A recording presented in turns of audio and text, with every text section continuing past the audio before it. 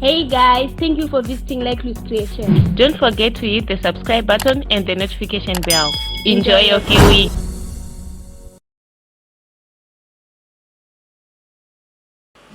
Makadiva na vamwari, regai ndikutendei. Ndine chinhu chandakadzidza semushumiri waMwari. Vamwe vanondibvunza mubvunzo vakazhinji wakawandisa vachiti kone maka yei mufundisi muchiti kana mukati shumirei moimba. Ndiri munhu akabaridzirwa nokuimba. Munguva dzandaidzwa kuti mashoko ari kurema, ndainzwa kuti ndikashumira Mwari zvinoreruka nekuimba. Munguva dzandaiona kuti masvingo eJeriko hadarikiki, ndainzwa kuti ndikaimba kuti ava masvingo eJeriko anokoromoka. Munguva dzandaiona hamba dzichisuduruka, ndainzwa kuti ndikaimba imwe inoti muMwari kumusoro kudenga anotinda, ndainzwa rudo rwake. Munguva dzandaiona kuti hondo dzandikunda, pandaimba tinaye mukuru wehondo, zvaindiitira zvakanaka. So nguva ino ndakanzwa mwoyo wangu uchindiisa pa a very nice song yekuti ndinoti ndikainzwa inondiparidzira. Saka ndasarudza kuti ndimboparidza nehymn iri muAFM, iri kuMethodist, kuAnglican iripo, kuIsiri iriko, ingazongosiyana mazwi zvishoma, but wanema AFM hymn book iri pa hymn 44 inoti ndiani pane zamba. So ndichashumira tichiimba hymn iyoyi kuti ndianiko pane zamba. Pane korasi inoti mutunidzi ndiMwari. Saka ndakatsvaga wedhi rinoti mutunidzi, ndikaona kuti rinoreva kuti muyambutsi, ndikaona kuti rinoreva kuti mubetseri, ndikaona kuti rinoreva kuti mugonesi, ndikaona kuti rinoreva kuti muitiri wazvose. Saka tiri kuda kumboshumira in this sermon in a different way, tichishumira tichiimba hymn 44 inoti ndianiko pane zamba, muzita raJesu, amen.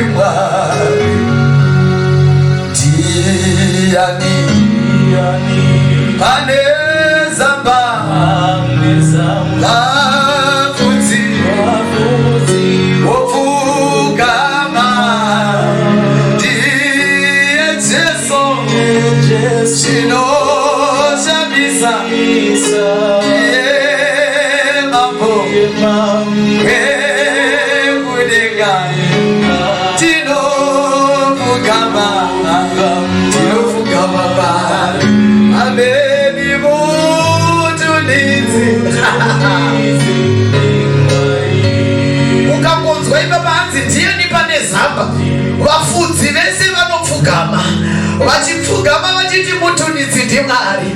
Ndava pane nguva vafudzi yavaisvika pakuti mufudzi aiti kana ari kufudza aisvika pakuti hwai dzake dzinoda kudyiwa, pane zvauya kuzoparadza, obva anamata, obva ashumira, oti ndiri mufudzi akanaka, hwai dzangu dzinonzwa izwi rangu, ndichadzirwira pashumba dzinoda kuparadza. Ndiye mufudzi watiri kurumbidza kuti tese tinopfugama kwaari tichiti mutunidzi, tichiti muyambutsi. Ndiani ane nzara pasango ariega, iye ndiye chinoshambisa iye mambo pekudenga tinopfugama. Jesus, oh, Jesu mutunidzi. Ndakarangaridzwa vana vaIsraeri vari mugungwa vachichema kuti ko wakatibvisirei kuna iwe kuhanyanisi nehando ndiyo. Tarira uone tarohwa nenzara. Moses anoti ndiani ane nzara pasango ariyega ndiye Jesu. Manje manje ndinosimuka andiyema wekudenga tinopfugama tichiombera maoko uchishumira kwese kwauri mutuni. Elijah ari parwizikerisi anoti baba ndimi makandituma, nzara yarova ichokwadi. Ndobva imba ndiani ari musango ane nzara ari ega. Shoko raMwari rinoti makondo kana makunguo anouya nechikafu mangwanani, masikati namanheru. Am I preaching to someone kuti ndiani ane nzara pasango ari ega? Kuna Mwari anounza makondo mangwanani, masikati namanheru. Ndosaka shoko raMwari richiti usafunganya kuti uchadyei shiri dzedenga, hadzina padzinorongerwa but dzinorarama. Saka ndiani ane nzara pasango ari ega? Ndiye Jesu zoshamisa, anoti provider muzita raJesu. Amen. Regai tiende pane anorapa, nekuti tine vanorwara. Tine vane COVID right now, tine vari pamabreathalyzers, tine vane asthma, tine vane HIV, tine vane BP, tine vane zvirwere zvakasiyana. Pane ari kunzi anorapa vadikani, pane ari kunzi anorapa vadikani, pane ari kunzi anorapa vadikani. Saka may you sing this song chero uri muchipatara, wakabata makadzi ako, wakabata nzvimbo yamapiritsi, uchienda kunobaiwa majekiseni. Oti ndiani anorapa vose vanorwadziwa, iye ndiye Jesu oshamisa, ndiye mambo wekudenga tinopfugama ari emudenga.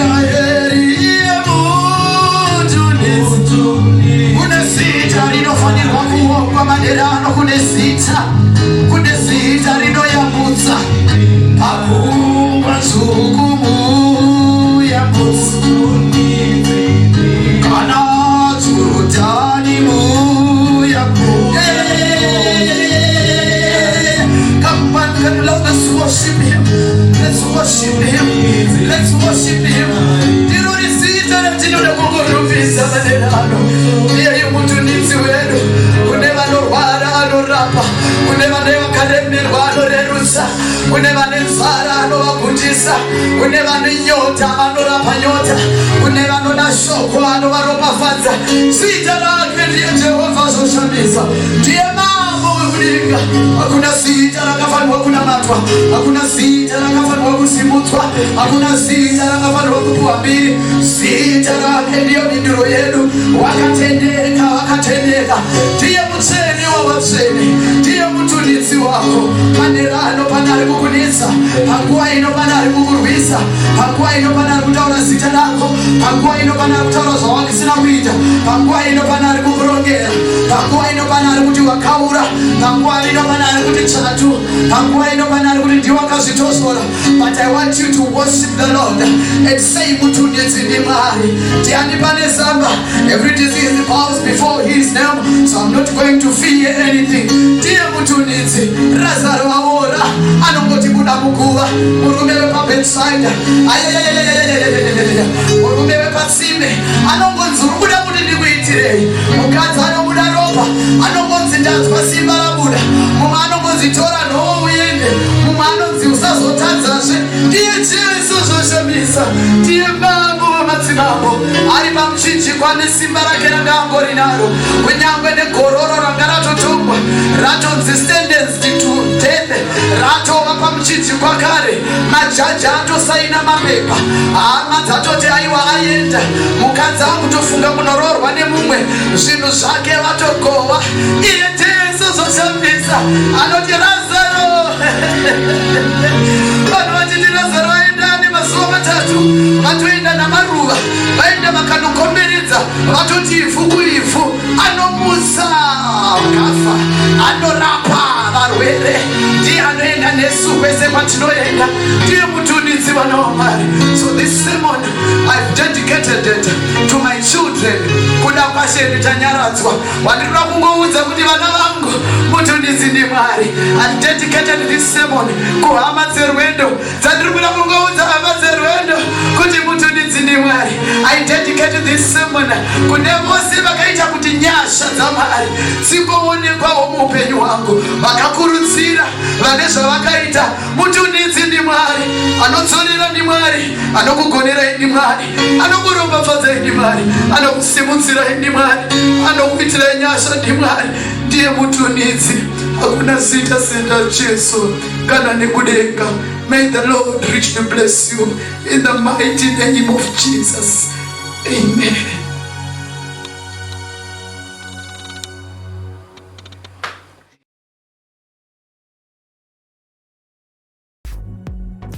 Hey guys, thank you for visiting Like Loose Creations. Don't forget to hit the subscribe button and the notification bell. Enjoy your kiwi.